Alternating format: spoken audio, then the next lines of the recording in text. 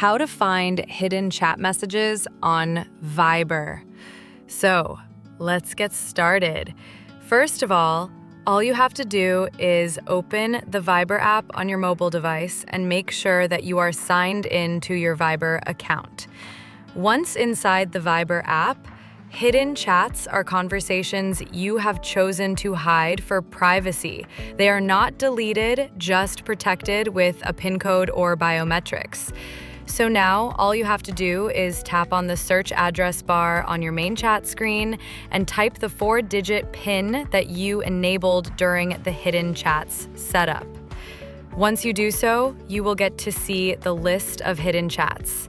Simply tap on it and view it. So that is it. Now, if you do not remember the PIN or if you just forgot the PIN that you set for hidden chats, here's how to fix your PIN as well. Tap on the 3-dot more icon at the bottom right corner of your screen.